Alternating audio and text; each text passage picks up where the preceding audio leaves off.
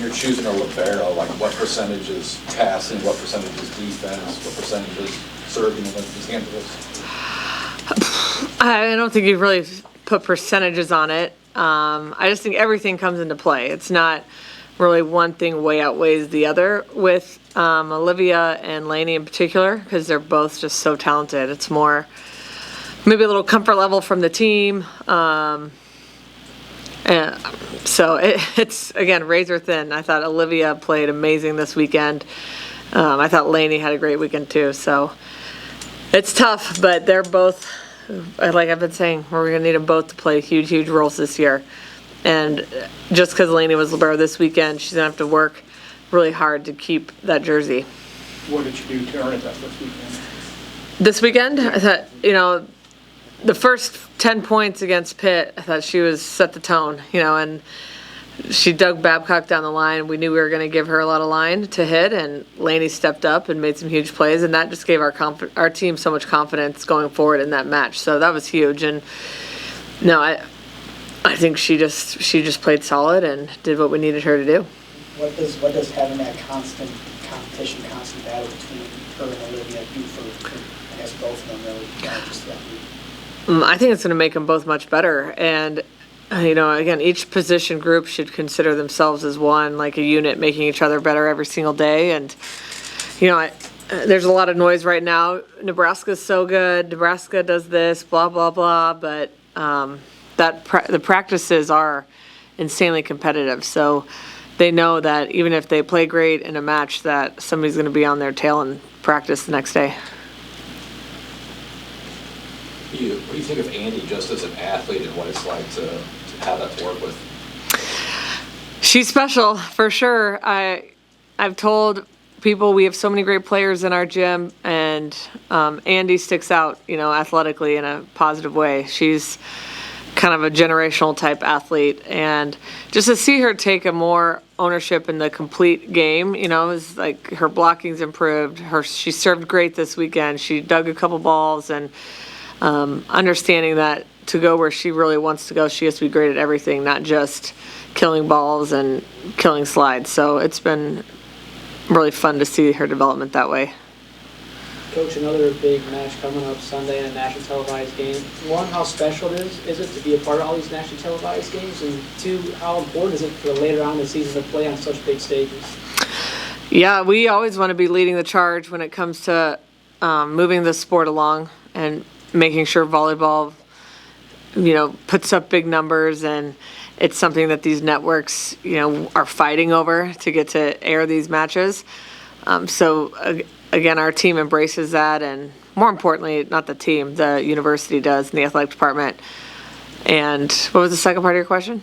How does it prepare you for later on? Oh yeah, it's huge. I thought playing at PBA was massive for preparation, because if we're not here for the regional, now we have the crowd behind us, but we've been there where there's a light show and there's, a huge crowd and big moments where every play, you're feeling pressure. So this weekend was really, really important, I'd say, for later on. And then this coming weekend will be more of a neutral crowd. So could be a little more like a Final Four crowd. So we'll have our fans that travel for sure, but the majority of the fans are likely just going to be the casual volleyball fan.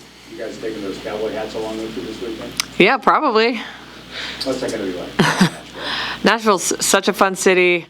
A lot of distractions. I know that. So, well, I'm glad we have that game on Friday against Lipscomb to keep us focused, because the weekends in Nashville can be a blast. But there's a lot of people on our team that haven't been there, so it's going to be really cool to take in the city a little bit. And we're trying to find some good restaurants to make sure that we take advantage of being there and get out and see the city and enjoy it.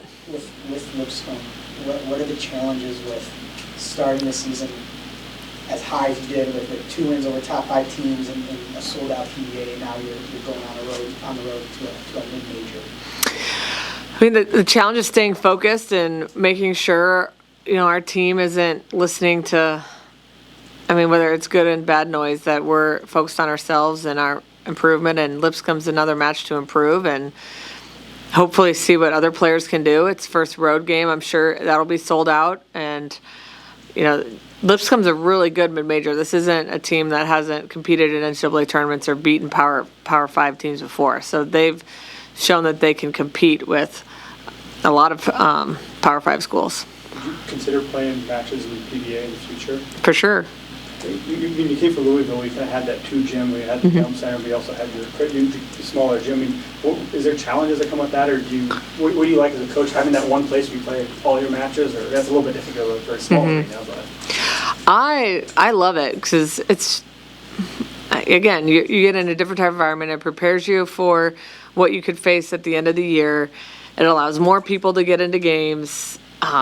Typically the bigger arenas, there's more technology and different things you can do that just enhance the experience. And I don't know, it's kind of rejuvenating for players too. It's like, okay, we have our routine in Devaney. Everybody knows what they do. Well, we're going down to PBA, and it changes things and adds some very positive distractions, in my opinion. So I hope we get to play there again. I don't know what that looks like yet from a university standpoint, but it seems like a no-brainer to move a game or two down there a year. Coach, obviously the focus is going to be Lipscomb first, but can you speak to playing Kentucky, Coach Skinner, and a familiar-ish foe? Yeah, Skinner was the assistant here when I was a player, so we had a player-coach relationship, and then going to Louisville, and I don't know if there's too many rivals in the whole country that can top the Louisville-Kentucky rival. So then we were rivals, but it was always funny because the fans wanted us to hate each other. Well, the volleyball staffs were very friendly. So we know a lot about each other's coaching styles, but I'm excited to play Kentucky. It's a new challenge. This weekend was a challenge, and Kentucky has some things that,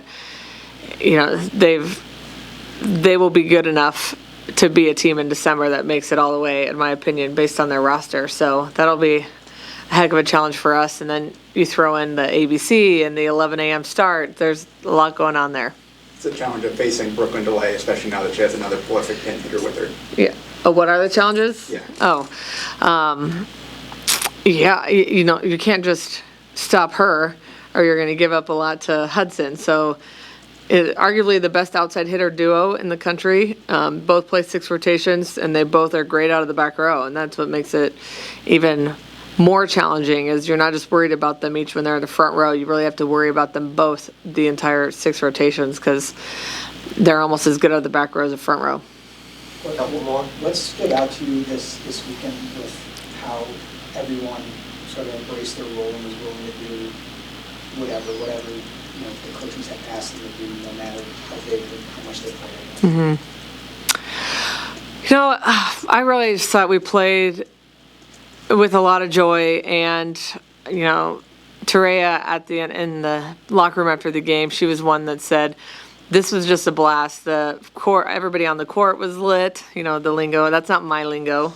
I'm repeating her. The court was lit. The bench was lit. The crowd was lit. So she was just saying that the whole experience was just so much fun, and it's great when, especially somebody that's in the game and then comes out for 3 rotations, to have the same perspective and the same vibes, whether you're on the court or off the court.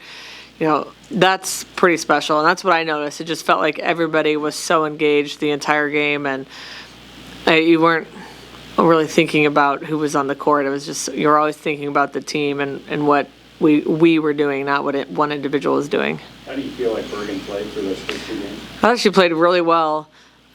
She took some risks, and some of them paid off great. Some of them weren't so great, but that's what you want to do early on in the year. And, she is a fabulous defender, great server. She just makes winning plays, and I thought she showed that this weekend. She's not too risky of a setter, is she? I thought she was more this weekend, which was good. Throwing the ball around and jacked a couple balls back to Andi and Allie on Sunday, so it was good to see. What have those conversations been like for you, trying to encourage her to, go there a little bit more frequently than she's used to? I think it's hard as a setter because you want to put your hitters in the best positions possible, and the hitters are worried about, they got their job's to get kills, so it's a two-way street. You want them to know be ready for anything, and you want them to be successful. And then when they're not, you feel a lot of weight. So just like taking that weight off of her and make sure the team knows that we're working on those things and not just the conversations between Bergen and I. So if it's not perfect, they know, okay, we're going to figure this out, and if it doesn't work, we're going to stop doing it. But right now, we're going to keep working on it and keep expanding our range. And she took some swings too, just like, what does that do for a defense when you have a setter who's not just good at, dunk kills, but like actual swinging? Yeah, it just gives them one more thing to worry about, and it just kind of sets the tone too. Like we're here, and we can match up with who's ever across the net in all spots. All right, thanks everybody. Thanks. It has been circling, it like landed on my nose once, I'm like, oh my god.